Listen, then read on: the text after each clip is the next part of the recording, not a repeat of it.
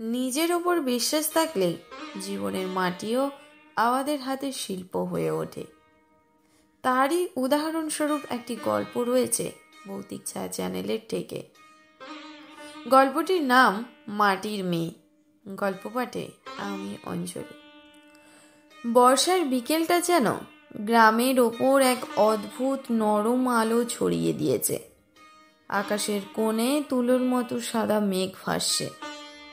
দূরের মাঠে ধান গাছগুলো বাতাসে দোল খাচ্ছে। মাটির গন্ধ যেন চারপাশের হাওয়াকে নরম করে রেখেছে। এই শান্ত নরম পরিবেশের মধ্যেই কাদাময় উঠোনের ওপর দাঁড়িয়ে আছে মাটির মেয়ে রূপা। রূপা এমন নাম নয় যে গ্রামের মানুষ শোনেনি, যার বয়স মাত্র 25, কিন্তু সে যেন 40 বছরের দায়িত্ব কাঁধে নিয়ে বেঁচে আছে। ছোটবেলায় বাবা মারা যাওয়ার পর থেকেই সংসারের ভার তার মাথায়। মা অসুস্থ, ছোট ভাই তপন স্কুলে পড়ছে। সংসারে উপার্জন করার মতো আর কেউ নেই, কিন্তু রূপার হাত আছে। সেই হাতেই মাটি ধরে শিল্প হয়ে ওঠে, জীবন পায়, রং পায়। রূপা পেশায় মৃৎশিল্পী। গ্রামে তার পরিচিতি কাজের মান, নিষ্ঠা আর হাসি মুখে সব সামলানোর অদ্ভুত শক্তির জন্য। গ্রামের লোকেরা বলে রূপার হাত যেন মায়ের হাত, ওর ছোঁয়ায় মাটি হাসে। রূপার জীবনের প্রথম গল্প শুরু হয় তার বাবার কাছ থেকে শেখা মৃৎশিল্প দিয়ে। বাবা ছিলেন গ্রামের একমাত্র পেশাদার কুমোর। মাটিকে মানিয়ে নেওয়া, আবহাওয়া বুঝে কাজ করা, চুল্লিতে আগুন নিয়ন্ত্রণ করা সবই ছিল তার নিত্যদিনের কাজ। বাবা বলতেন, মাটি মানুষের মতো, যত যত্ন দেবে তত নরম হবে, জোর করলে ভেঙে যাবে। বাবার মৃত্যু যখন ঘটে রূপার বয়স মাত্র 16। সেদিন থেকেই সে বুঝে গিয়েছিল এই সংসার আর তাকে নিখুঁতভাবে বাড়তে দেবে না, বরং তার হাত ধরেই বাড়বে। এক সকালে রূপা উঠোনে বসে নতুন কিছু মাটির প্রদীপ বানাচ্ছিল। সামনেই দুর্গাপুজো। গ্রামের মানুষরা আগে ভাগেই অর্ডার করে রেখেছে। কাজগুলো বেশ বড়, তাই সময় মতো সব শেষ করতে হলে তাকে ভোর থেকেই কাজ করতে হয়। তপন এসে বলল, দিদি, আজ স্কুলে একটা প্রজেক্ট জমা দিতে হবে। আমার খাতা তো এখনো শুকোলো না। রূপা নরম গলায় বলল, ধীরে কর, রোদে রাখলাম তো, শুকিয়ে যাবে। তুমি শুধু মন দিয়ে পড়াশোনা করো। তপন কিছুক্ষণ চুপ করে দাঁড়িয়ে রইল, তারপর বলল, দিদি, তুমি যদি একটু কম কাজ করতে, তুমি কি ক্লান্ত হও না? রূপা হাসল। ক্লান্তিও মানুষকে ভালোবাসে রে, কিন্তু আমাদের তো ক্লান্ত হওয়ার সুযোগ কম। দেখ, একটু পরেই আমি চা বানাই, তারপর তোমার খাতা শুকিয়ে আসবে। এমন সাধারণ কথাতেই রূপার বুকের ভেতর লুকোনো শক্তির আভা দেখা যায়। বিকেলে গ্রামের এক মহিলা পরিমণি রূপার ঘরে এলেন। তিনি গ্রামের স্বনির্ভর গোষ্ঠীর প্রধান। মন্থর গলায় বললেন, রূপা, এই তো বেশ নামডাক হচ্ছে। তোমার কাজ শহরেও বিক্রি হতে পারে, জানো? আগেরবার যে প্রদীপ পাঠিয়েছিলে সেগুলো খুব প্রশংসা পেয়েছে। রূপা একটু সংকোচে বলল, আমি তো গ্রামেই ভালো আছি দিদি।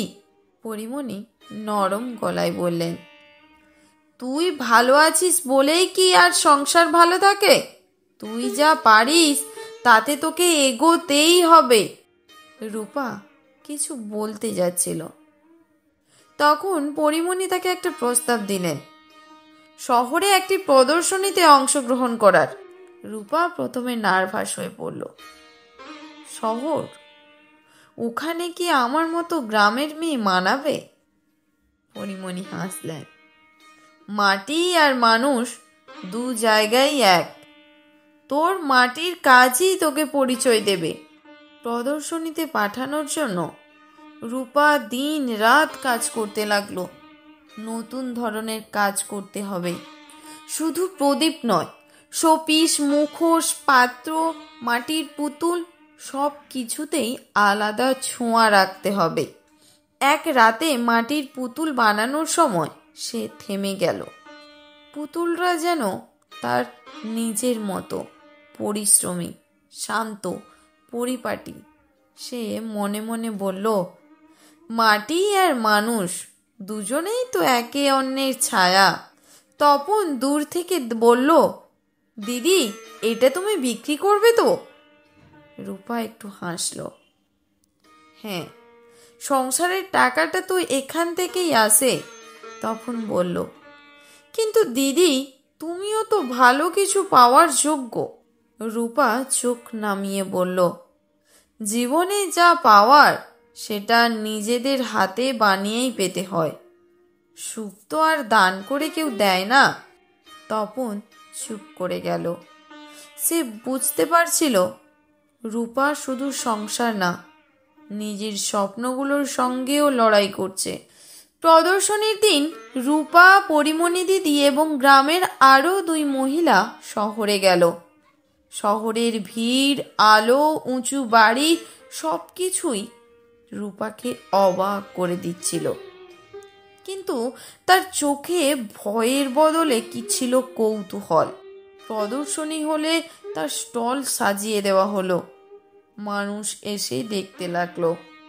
সবাই তার কাজে মুগ্ধ। কেউ বলছে, এত সুন্দর শিল্প, হাত যেন জাদুর মতো। কেউ ছবি তুলছে, কেউ দাম জিজ্ঞেস করছে। একজন সাংবাদিক এসে বলল, আপনার নাম কি? রূপা। আপনার কাজের উৎসাহ কি? রূপা মৃদু হেসে বলল, সংসার আর মাটি দুজনেই আমাকে বাঁচায়। সাংবাদিকটি লিখে নিল, আরও কিছু ছবি তুলল। রূপা নিজেই অবাক হয়ে গেল। তার মতো গ্রামের মেয়ের কাজ এত মানুষের দৃষ্টি আকর্ষণ করছে। দিন শেষে বিক্রি হলো বেশিরভাগ কাজই। শহর থেকে অর্ডার পেল। অনেকে বলল, আপনার কাজ চাই, আমাদের দোকানে দেব। রূপার মাথা ঘুরছিল। এত বড় সুযোগ! পরিমণি দিদি বললেন, দেখলি তো, তুই পারিস রূপা।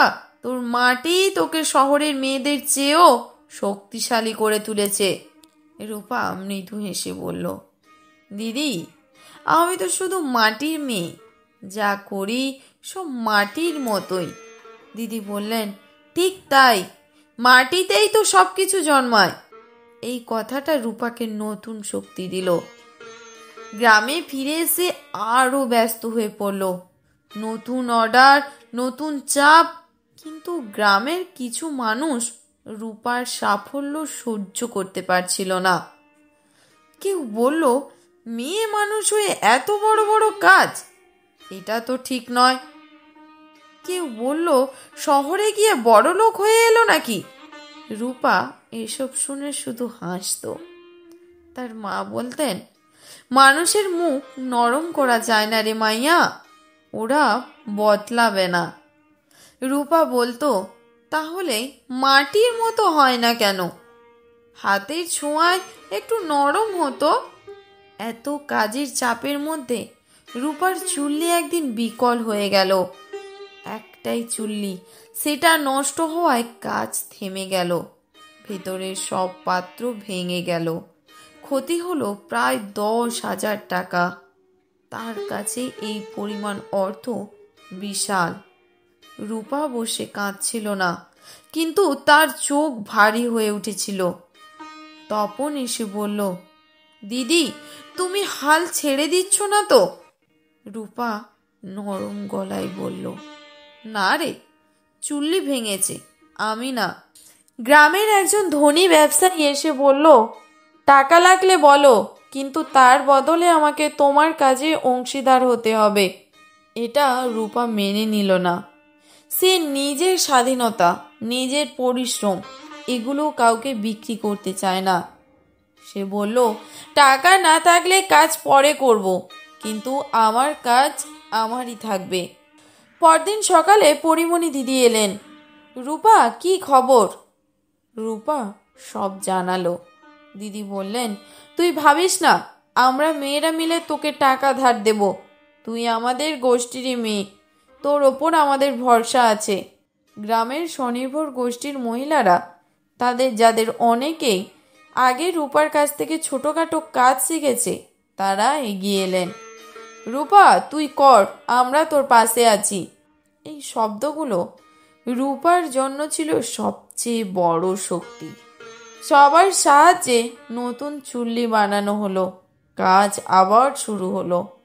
চুল্লিটা আগুনে জ্বলে উঠতেই রূপার চোখে অদ্ভুত আলো ফুটে উঠল।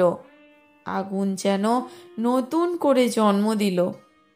নতুন অর্ডার, নতুন কাজ, নতুন আশা সবই তার জীবনে জায়গা পেল। শহর থেকে আর একটা বড় অর্ডার এলো, একটি আর্ট গ্যালারির জন্য 50টি শিল্পপণ্য। রূপা কাজ করতে করতে ভাবল, মানুষ যতই কাঁদুক বা হাসুক, মাটি সবসময় নির্লিপ্ত। তাই মাটিকে ভালোবাসলে সে তোমাকে ফিরিয়েও দেয়। 6 মাসের মধ্যেই রূপার কাজ শহরের বিভিন্ন দোকানে ছড়িয়ে পড়ল। গ্রামের মেয়ে হয়েও সে এমন কাজ করলো যা অনেকেই কল্পনাও করতে পারত না। একদিন সন্ধ্যায় পরিমণি দিদি এসে বললেন, রূপা, তোর নামে জেলা শিল্পী সম্মান ঘোষণা হয়েছে, তুই আগামী মাসে মঞ্চে উঠবি। রূপা চুপ করে দাঁড়িয়ে রইল।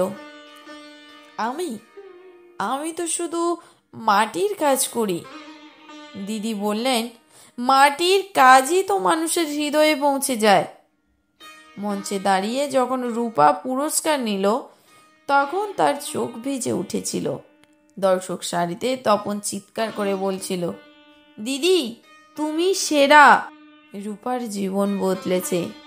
এখন সে গ্রামের অনেক মেয়েকে মৃৎশিল্পী শেখায়। তার ওয়ার্কশপের নাম মাটির মেয়ে। রূপা বলে, মাটি যেমন সব আঘাত সহ্য করতে পারে, আমরাও পারি। আমরা মেয়েরা দুর্বল নই, শুধু একটু সুযোগ, একটু আশ্রয় আর নিজের ওপরে বিশ্বাস থাকলেই জীবনের মাটিও আমাদের হাতে শিল্প হয়ে ওঠে।